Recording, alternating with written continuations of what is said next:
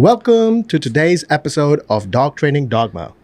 Today is a special episode. We are celebrating our 10th episode, our 10th podcast. In the studio, we have our hood rat, Heather. Hello, hello. And today's special guest is Jonathan Katz. Hello. I'm really honored to be here. It's nice having you here. Thank you so much for having me. This is really cool. Thank you for having me too.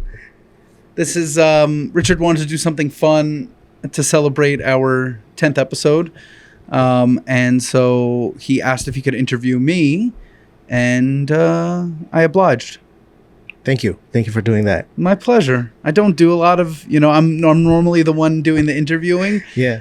You can go on the internet and you can find, different episodes. Like, I think I was episode 4 or 5 or 6 of Working Dog Dry Goods, right? They're at like a few hundred episodes at this point. But, it was like Mike Ritlin, Jerry Bradshaw, Mike Suttle, I think someone else, and then me, right? Mm-hmm. So I've done a lot of episodes, a lot of interviews where I've, told my whole story and blah, blah, blah. But to be interviewed on my own podcast, this is exciting. Thank you, Richard. Thank you. Thank you for letting me interview you. Yeah. All right. So what's special about this episode is we are celebrating our 10th episode. Mm-hmm. And I just want to reinforce the small wins. Yep. And that's why I wanted to ask you a couple of questions, especially in the way I appreciate you as a person. Yeah. And the things that I've observed about you, despite being a legend in the sport of PSA, you do not behave in a way where behave in a way that you feel entitled to the respect, and you are nice and kind to people. Mm-hmm. So my first question that I wanted to talk to you about was, how do you lead with kindness, and what makes you like that? I think you have to lead by example. I think it can't be do as I say, not as I do. As a youngster, that always bothered me, do as I say, not as I do. I think the role models need to be the ones to uphold the standard and set the standard.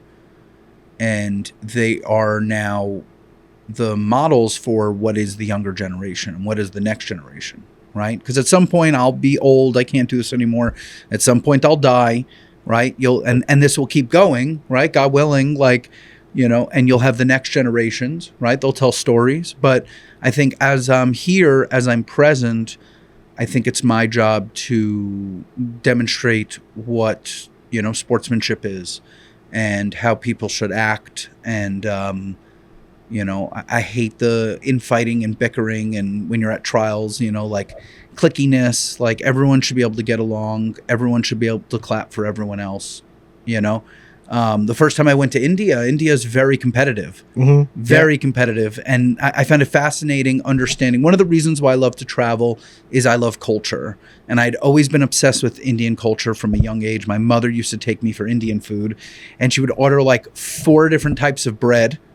We had no idea what we were ordering, right? And they didn't help us, but it was delicious nonetheless. And I always wanted to visit India, and then spending time in India, I'm like, everyone's so competitive.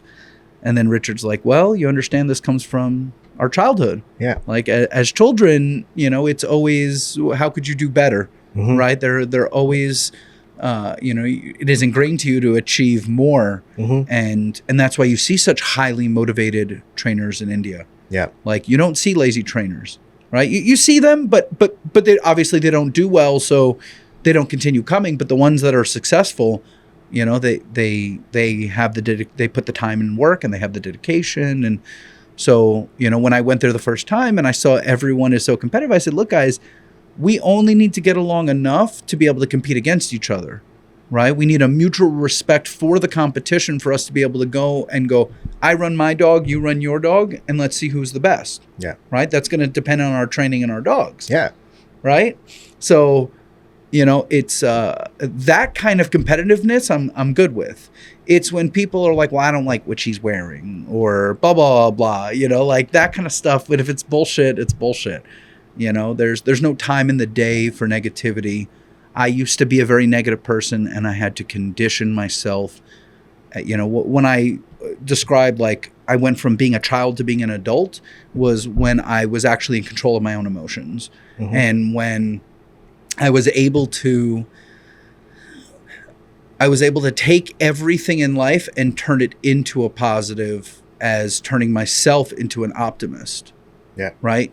Anything bad that's happened at the school, any mistakes that I've made or we've made, there's a way of turning them around and looking at them all as actually good learning lessons. Yeah. Because it's better to learn that lesson when you only have a handful of students here than learning it when you have 30 students here. For sure. Right? And there's going to be growing pains, and you have to grow and you have to learn, you know, and we learn from failure, but failure is not a bad thing. Failure is a good thing. Yeah. Failure is part of the learning process. And I used to suck. Every time I'm teaching people, and you know, I turn to I think it was like the second to last day of this, you know, we just finished the first week of our third trimester of the year, going really well, phenomenal students, really engaged, really enthusiastic, you know, really motivated, which is really nice. And I think I said it, you know, yesterday, the day before, was like, you know, I used to suck. And it took me a while to get good. Like, you have to embrace the suck. The suck is part of it, right? You know, you have to look at dog training as like, this is all encompassing. Yeah. Like, we can't turn it off. We can't go and just like, oh, I'm going to just leave the dogs in their crates for the day and go about my life, go out for the night. Like, it just doesn't work that way. Like, this is our lives. This does Dogma is me, right? Dogma is Tracy. Dogma is Jennifer. You know, Dogma's Heather. Dogma's Isaiah. Like, Dogma's everyone. But I eat, breathe, and sleep. You know, like, this is our baby. This is our passion project. Yeah. Right. So, you know, I think it's really important to spread positivity. You know, Bob Marley, as an activist, he got shot. You know, the multiple guys broke into his house and tried to kill him, and then he went out and still performed, right? And they're like, they're going to kill you on stage, and he goes, I have to spread the message. Yeah. Right?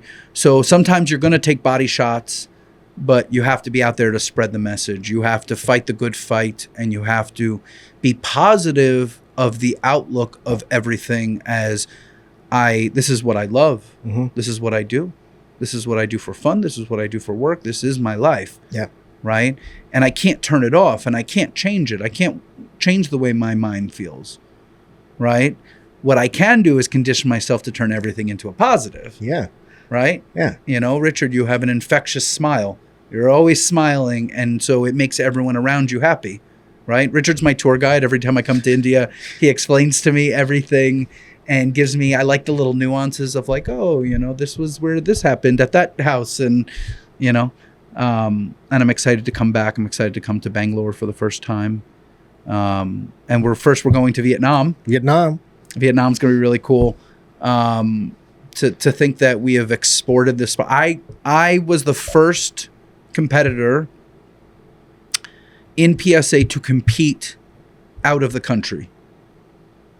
So we exported first PSA to Canada, right? Canadians had come to America to compete, right? But I was the first American to come to Canada, and that's where Uzi closed out his second leg of his PSA 3. Cool. Right? So I've always, you know, I saw the growth. I saw the writing on the wall from a young age. This is an exportable sport. This is something new. This is something exciting. This is something fresh. This is something that people can rally behind because it's enjoyable. It's entertaining. Yeah. Right? And so, you know, exporting it to Canada, I was like, I'm going to be there. The first trial, I got to be there, and I got to be there to compete.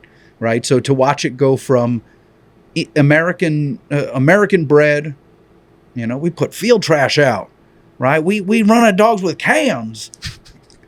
Yeah. And then then we went to Canada. Right? And then, you know, South Africa and India and, you know, Northern Ireland and then the UK and now to Vietnam. Like, there's so many. Australia is amazing. You know, unfortunately, Australia is so far away from us, and they can't import their dogs, and they can't come here to compete. So, you know, PSA's got to kind of come to them. But the fact that PSA does come to them, that's amazing.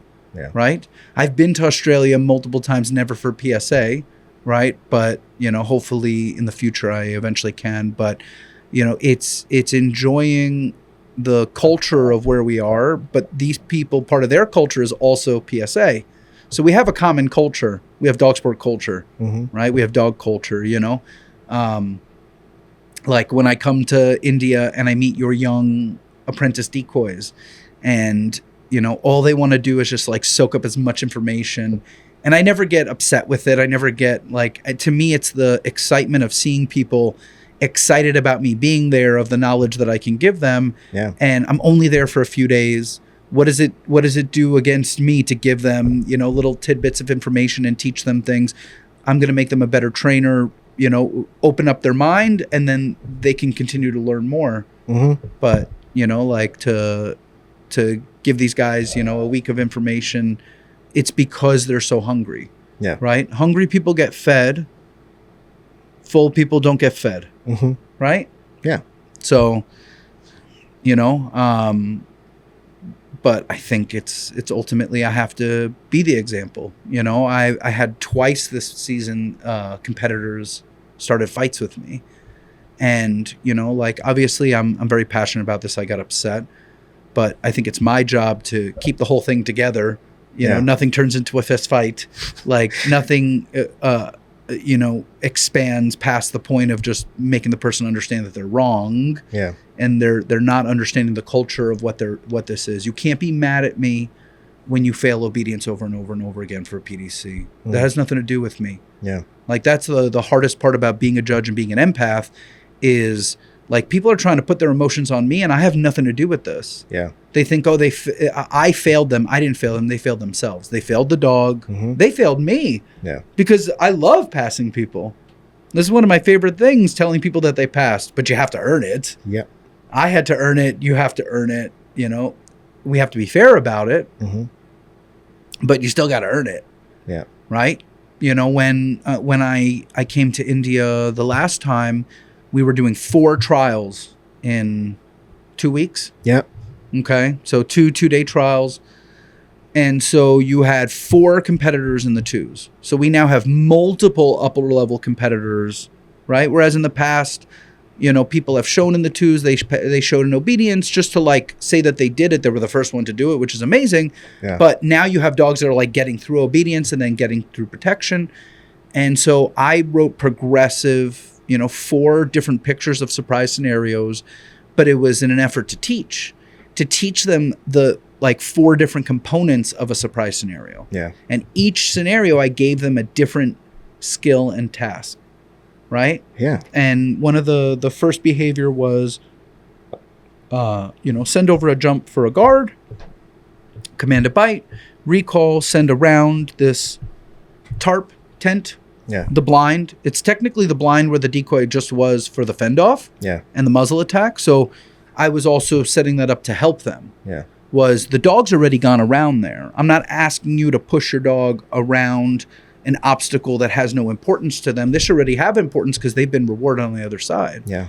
And so send your dog around for a search to a bite. It's very simple. Now they don't know that the search is worth X amount and the bite is worth X amount. And if the dog doesn't go around and doesn't bite, you can't pass the scenario. But if the dog doesn't do the search, you can pass the scenario. Yeah. It's not doomed for failure. And you go, but how do those points work out? Well, we have 50 points in a scenario. We need 37.5 points. So we only have 12.5 points to lose. Yep. So of those points, only 5 of those were for the search. So what could they have done? Just walk the dog around and tell the dog to bite. Yeah.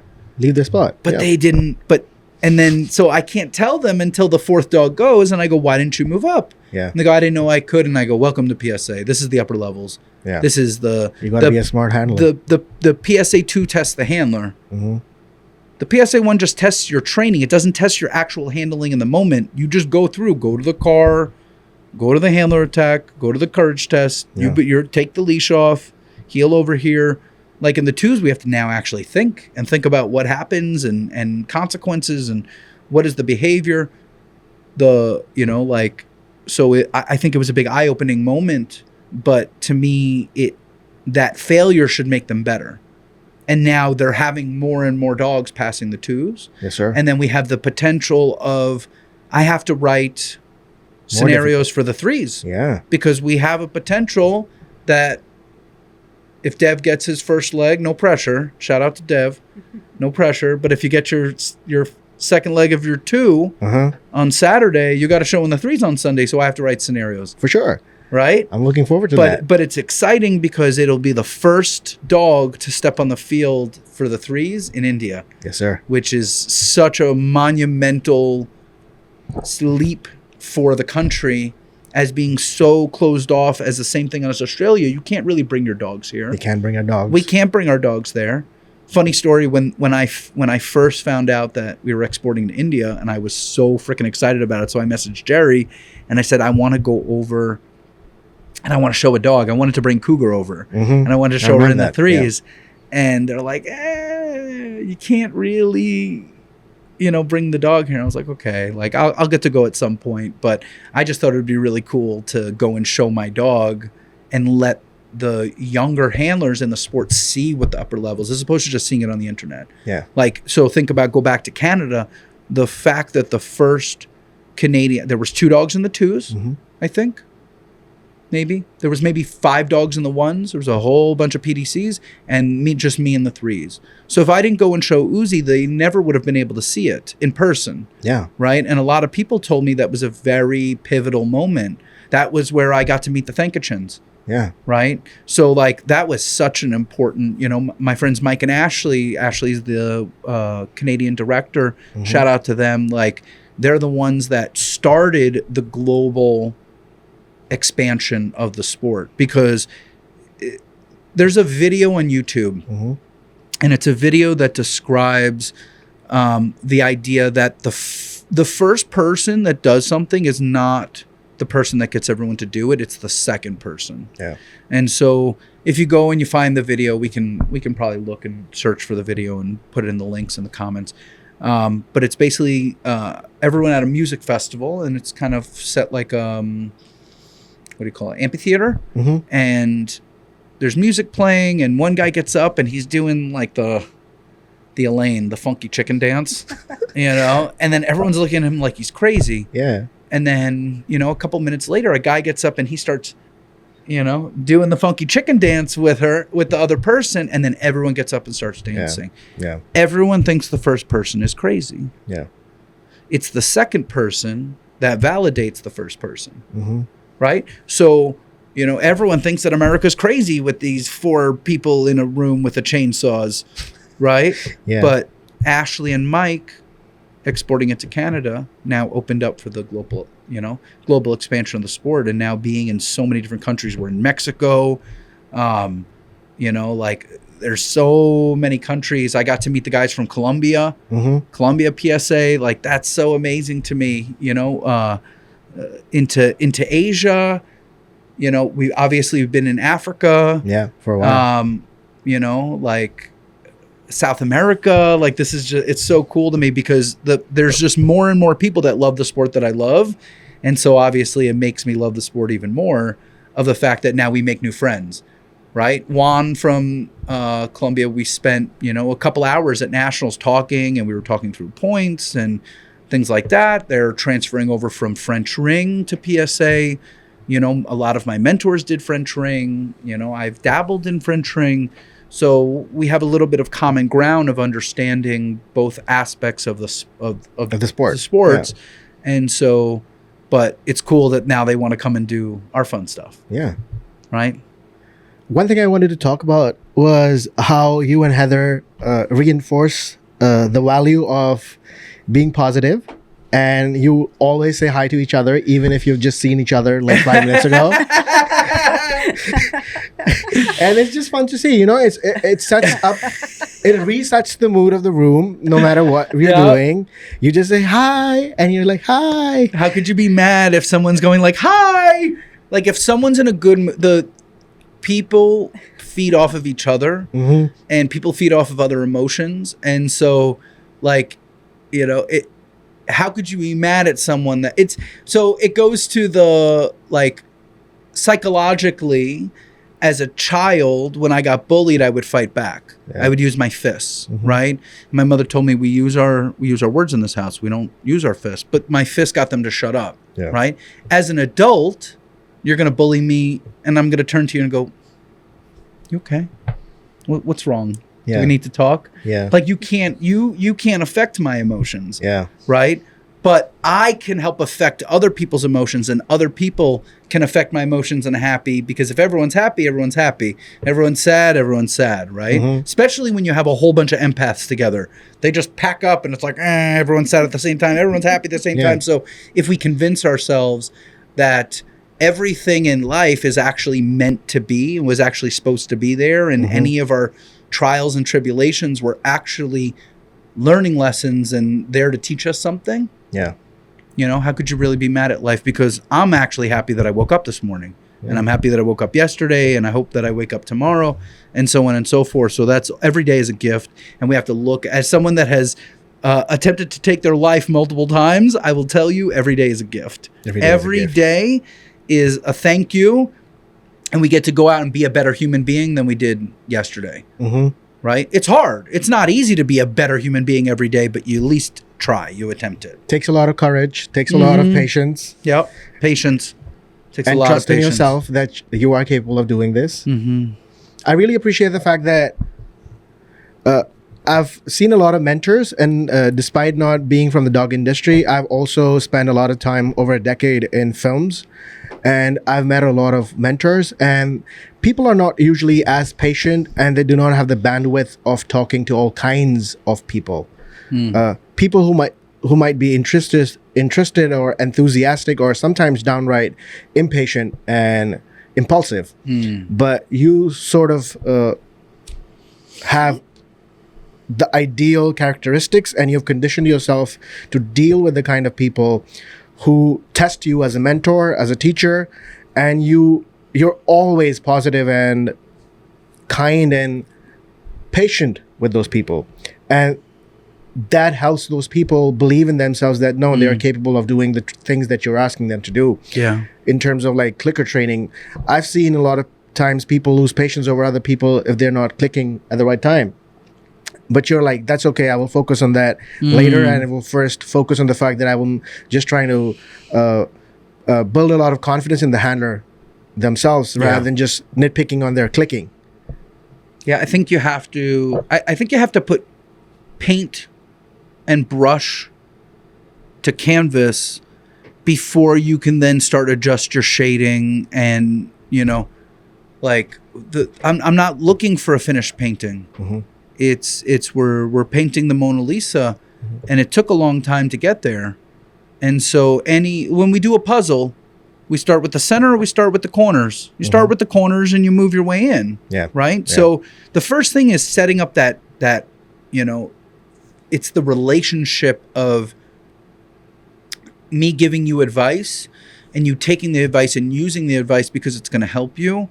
But until we have a relationship of that, you trust my advice, like what I say doesn't really matter. And so I think the most important thing, just like with the dog, is creating a relationship that the dog wants to work for you. And so in turn, my students, like, you know, they're obviously here. They're showing effort. They're the ones that brought them here. I didn't go and get them, put them in my van and drive them here. Like, they're here. But nonetheless, we have to build this relationship. I don't want them to just take my word because it's gospel. I want them to take my word because I can prove it and I've shown it to them. Like every one of those trophies down there, those are measurements of accomplishments, but you can't just get those and stop.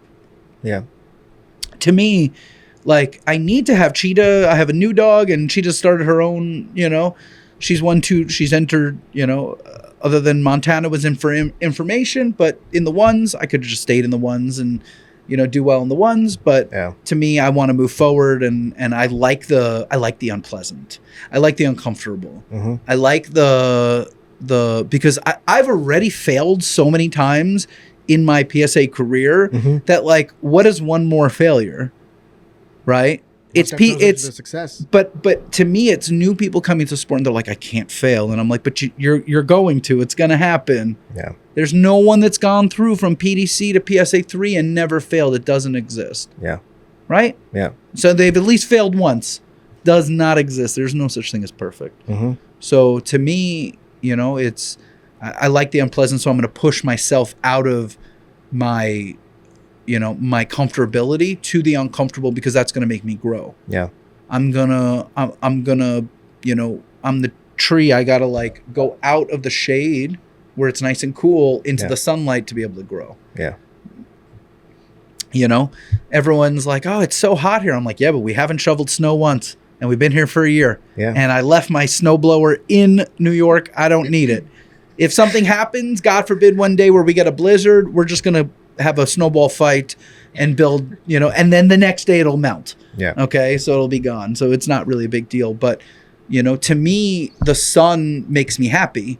The sun provides vitamin D. So even if you have to go from building to stay cool, because you'll die if you stay outside, but nonetheless, as opposed to the dreariness, the just all that, those months of cold just make me a depressed person, and they kick in. It's the lack of sunlight bipolar also. depression. There you go.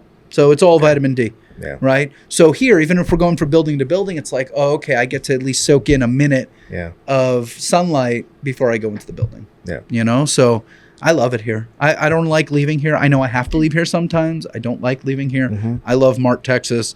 You know, ironically, I always saw myself like settling down in, you know, small town USA. Right. I grew up in big city, and you know, it's just big cities are overwhelming to me at this point. Yeah. It was all I knew as a child. But as an adult, having like experienced different parts of the world and all, you know, every state of the country, you know, like to me, I'm happy that we moved south. I'm happy that we're, you know, where we are, and everything's the joy that I get from driving Jenny, my side by side, to the gas station to go get a pack of cigarettes at 1 o'clock in the morning.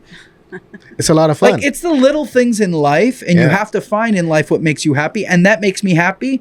So fuck you to tell me that's not okay, right? Yeah. Like, that makes me happy. You know, I got my glasses on and I'm just driving through the roads and, you know. saying hi to everyone. That's how Jonathan is. He sits on his Jenny and he goes to the town to buy his grocery, and he's saying hi to everyone. Because I want to be friends with everyone. I'm the weird Yankee that moved down here, and they're, you know, take over our town. How could you be mad at me? Yeah. I'm just, you know, I'm a nice guy. Yeah. Right? Not always a nice guy, but I try my hardest. You know, again, it's life is a struggle. It's always going to be a battle. It's the good versus evil. And, you know, you just got to let good win. Right? But you're succeeding at it. You're succeeding at being nice consistently, despite the fact that you might miss a couple of times. But I haven't experienced that. And even if I do, it's going to be fine. Yeah. I mean, if I get frustrated, usually I'll just like take a break. Yeah. It's the same thing with the dog. If I get frustrated with the dog, we just go, we'll play ball, put the dog back in a crate. Like, don't even worry about it. I used to get so frustrated as a young trainer. I was like, it's not working. Yeah. And I'm like, okay, it's not working because you're frustrated. Right?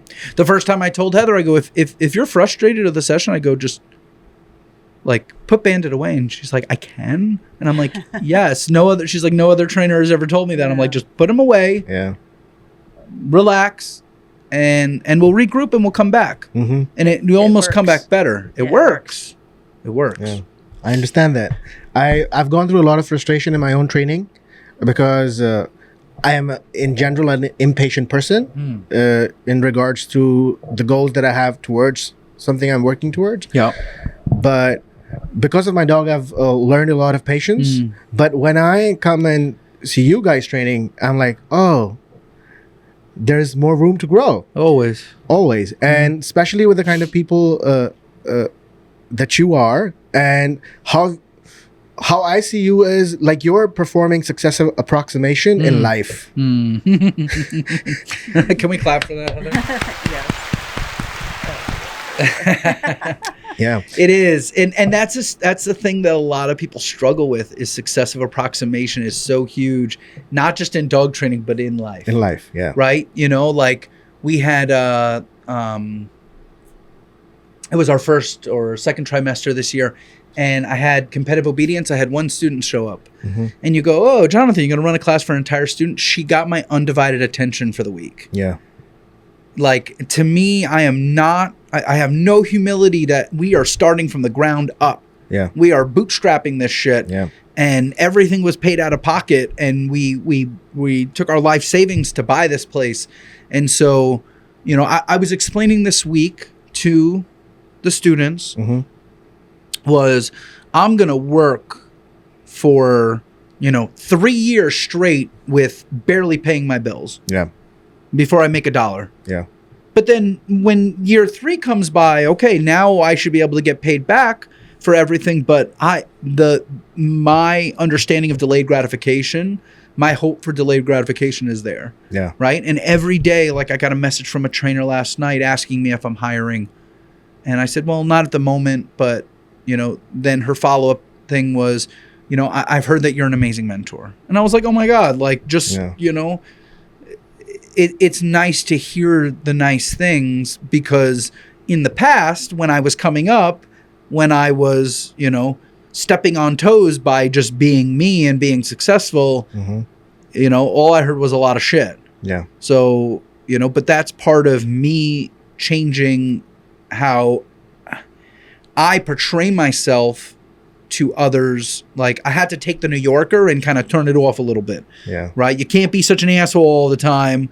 Like, you got to be true to yourself. Yeah. But, you can't be as brash and as harsh. And, as I've become an adult, my heart has, de-hardened. Mm-hmm. Right? The Make the heart of the stone to flesh. So things that happened in the past, it wasn't such a big deal. In retrospect, not as big of a deal. Mm-hmm. I'm also not going to let anyone rent space in my head for free. I used to, oh my God, my anxiety, and I would think about it all the time, and I wouldn't be able to sleep because I was just thinking about this. Why? Yeah. Why? Yeah. Why? I'm wasting energy. Yeah. This is wasted energy. So I got to be in control of my own mind, Yeah. right? Like Professor Xavier, he's got to be able to control. It's mind control, Mm-hmm. right? But it's mind control of me. Yeah. And that's all you can be in charge of is yourself, no one else. Yeah. I would like to shout out to my mentor, Dave Puranik. Yeah, shout out to Dev. Sorry. It's all good. I let it out. Okay. So he really set you up for success. Because you have an awesome mentor, Mm-hmm. it sets you up for the mind to be able to be opened to also being mentored by other people. Yes, sir. Because he doesn't have the mind that he knows everything. Mm-hmm. He wants to learn more, and he's really good for his experience, but he Yeah. also understands, like I've had other people come and train with me and then go back to from where they came, and then the mentor gets mad at them. Yeah. And but you're the person that told me to go and spend time with this guy. Yeah. Right? So it always boggles my mind being able to take that information and bring it back and to be able to apply it. Like, that makes me really happy, right? That's progress. That's success. So shout out to Dave, hopefully he'll come and visit us one day. Soon. I hope so. Hopefully next year. Yeah. Yeah. So the next thing I wanted to talk to you about was, what are the things that you basically look for in apprentices, and how are you molding them, or what are the raw ingredients that you're looking for in your apprentice? And then what are the factors, or what are the characteristics that you don't want in them? So my answer now is going to be different than an answer I would have given you in the past. My answer now is number one is empathy. Mm-hmm. Empathy for humans and empathy for animals. Yeah. Like that would be my number one. What are red flags? Narcissistic tendencies. Yeah. To me, when you teach someone and you give them all of your knowledge that took you a long time to figure out, but you've figured out how to expedite this, Yeah. Right? The quicker that I can program the computer is the quicker that the computer is ready to go. But the program is never like, it's always forever updating. iOS is always going to send you new updates. Yeah. Right? You know, I try to breed into my people that mindset of that you have to keep growing, but I can't make people grow. Yeah. And people will get to the point where they go, you know, I've reached where my level of success that I'm looking for at the moment, and now I'm going to ride with this and run that wave. And good for them. People have to make their own decisions in life, but you're not going to continue to grow if you feel that you've reached that peak. Because I needed my mentors for at least the first 10 years of my career. For sure. Like yeah, you're good for 2 or 3 years, but you're not 10 years in. You don't have your 10,000 hours. You're not an expert yet. You're working towards it, but part of that is still growing. Part of that is going to other seminars. Part of that is training with other trainers, you know. I think drive and desire are really, really important. I think, you know, a lazy dog is not going to do well for me because the dog and I will just both be lazy. Yeah. You know, like, if anything, Isaiah's drive, you know, builds drive in me. Mm-hmm. And sometimes I have to tell him, I'm like, ow, my body hurts. Like, calm down, relax a little bit. We can't work dogs all day, every day. Yeah, it sounds like Lion. But Lion be happy to work all day, every day.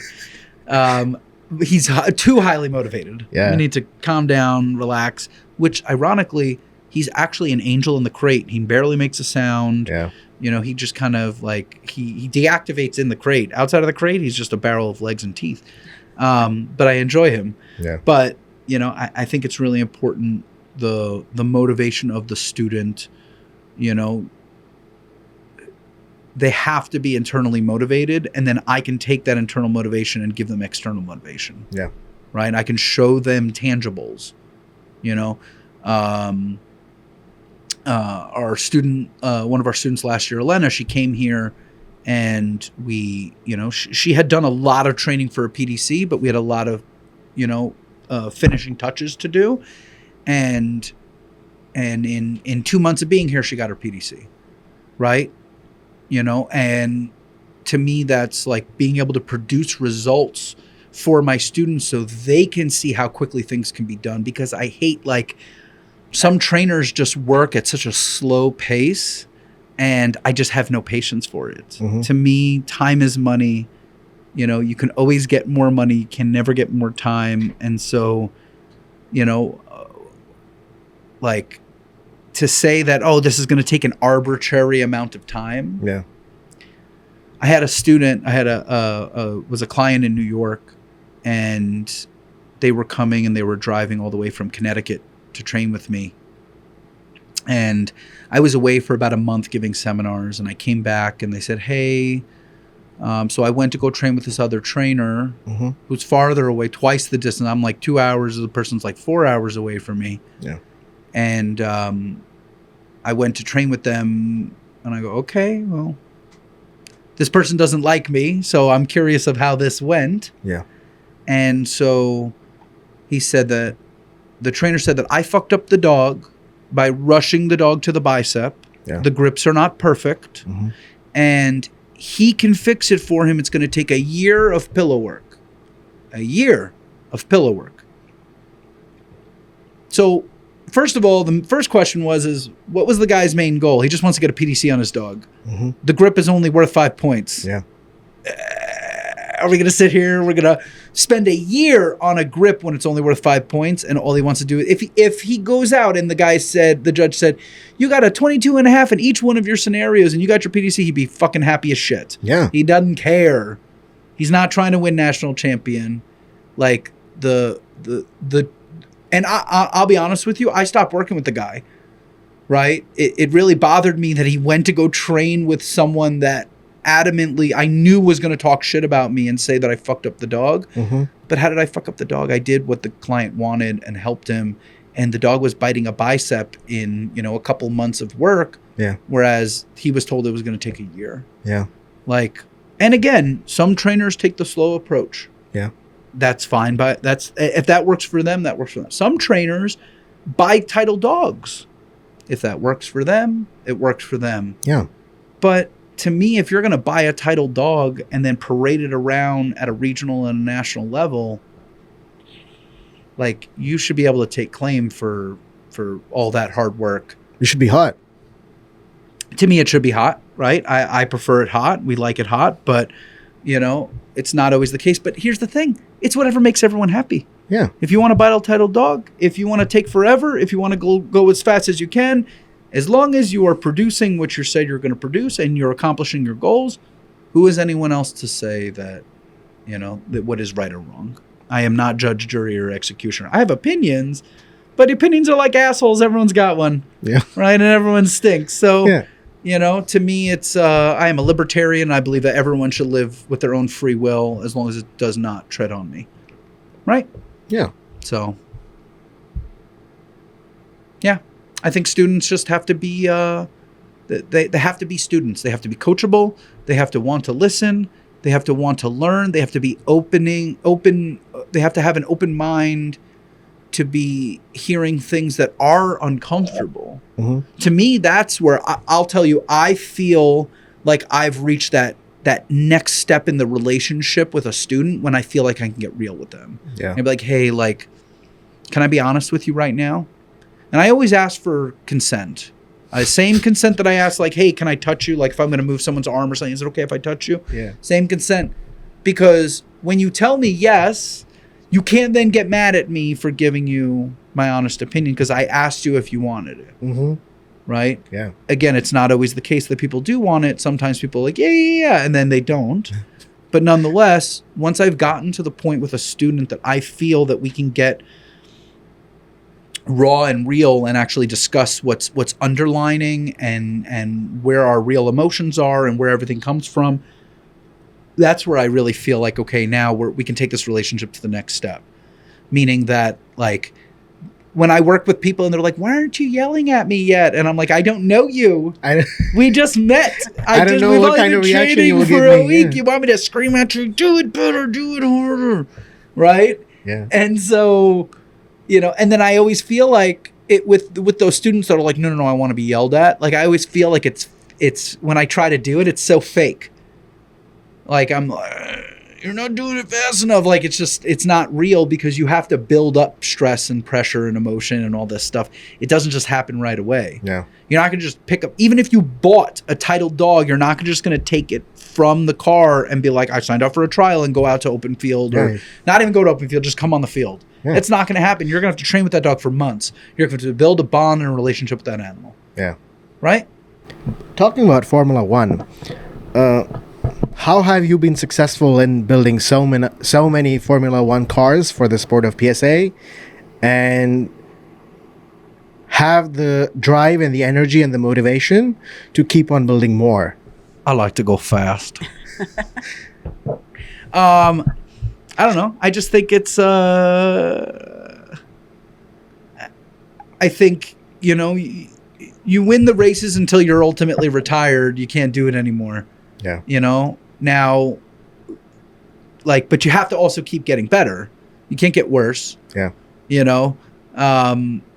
Quitting while you're ahead sometimes is better because then you're not leaving yourself the opportunity for ridicule of like, oh, okay, now you failed this and that.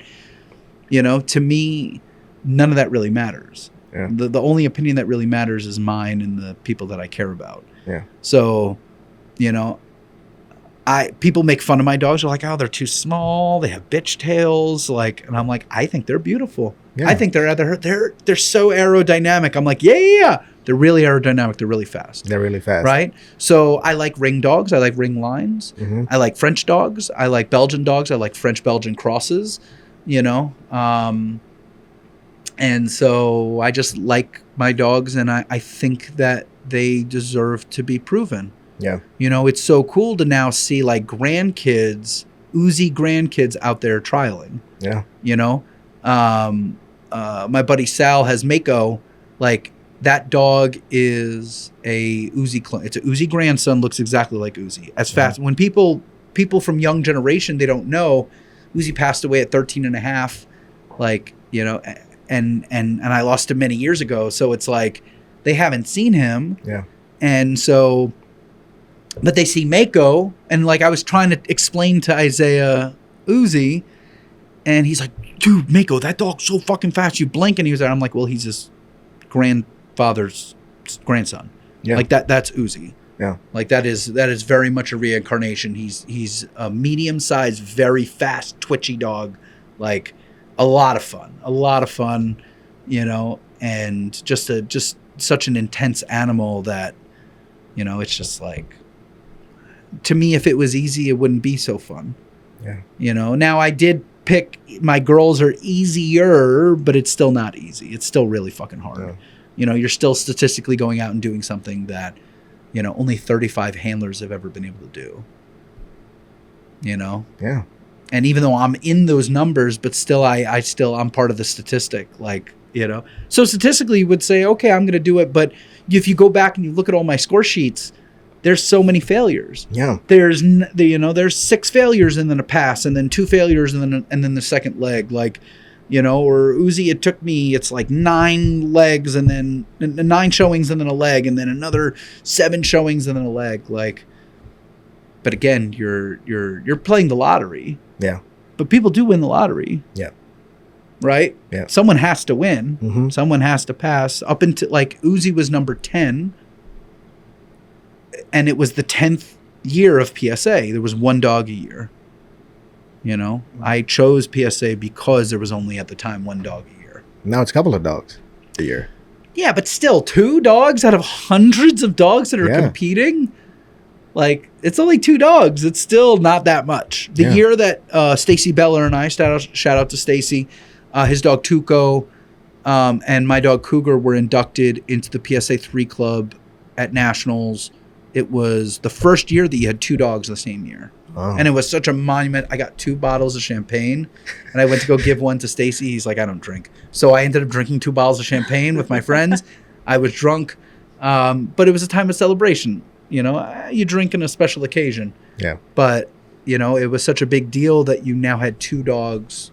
One was from Texas and one was from New York. Yeah. You know, if this was Europe, you would say that it was someone in the UK and someone in, you know, Poland. Yeah. Like, how long does it take you to drive? Heather, can you Google for me? How long does it take you to drive? So from New York to Texas is 25 hours. Yeah. How far are you going to get in Europe if you drive for 25 hours? From one end of Europe to the other? Yeah.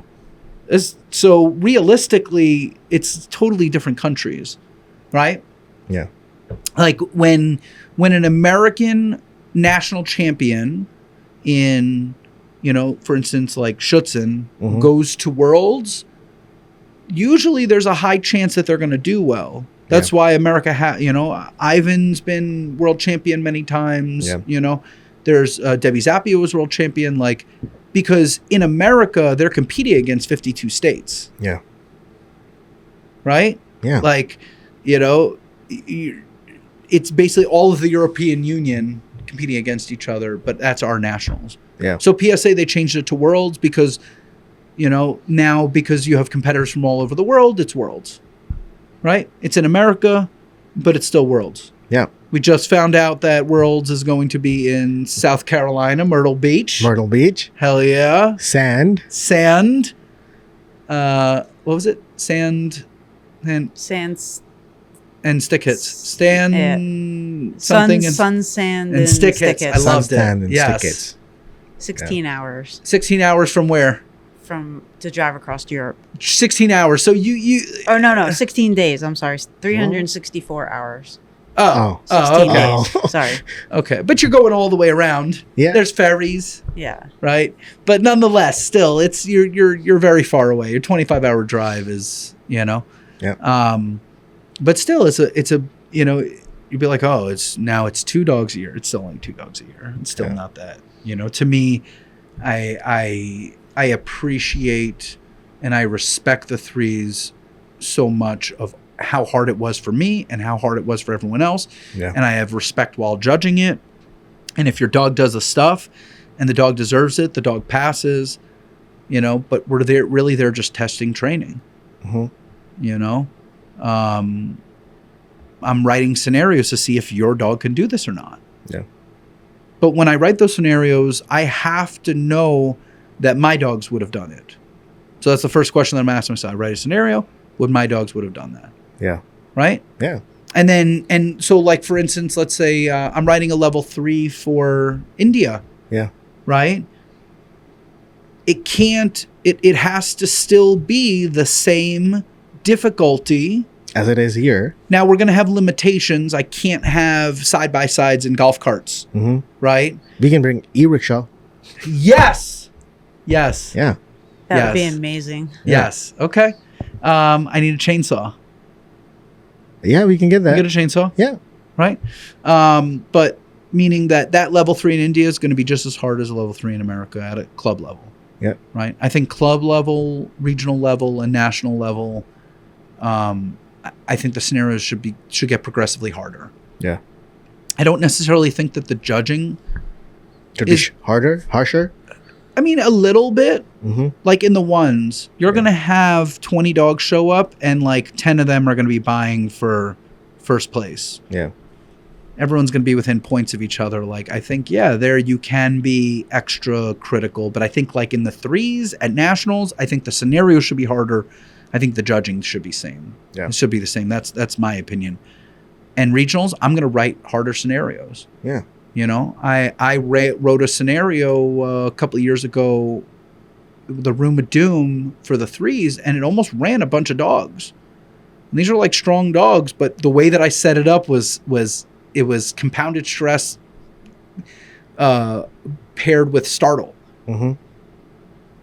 Like quiet explosion. You know, how does the dog react to that explosion? The video of Cougar going through the boxes. Yeah. Right, at nationals in what, 2021, like that was set up to startle these dogs. Yeah. You're not going to startle that dog.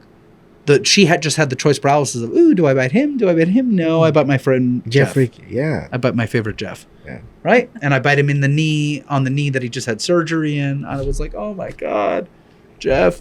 Right, but nonetheless, it was just choice paralysis of who do I get to bite. Yeah. It wasn't, oh, you didn't start like. But again, the dog's trained. Yeah.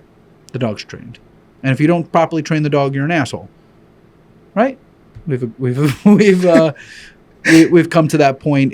And here's the thing: you're also, so the second part of that statement is you're an asshole until you're not an asshole anymore. Yeah. Right. So if we go out there and we make mistakes, we got to come back stronger. We got to come back and we got to win. Yeah. Right. We got to come back and we got to rebuild. You know, like just because we've had one failure doesn't mean we're done.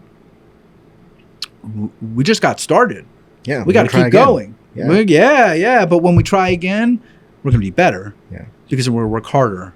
Because we didn't work as hard as we needed to the first time. And then that's our errors as humans. And we learn and we grow from that. And as humans, we have to constantly be growing. You should constantly thrive to want to be a better human being. Right? For your dog and for yourself. Yeah. And for all of mankind. All of mankind.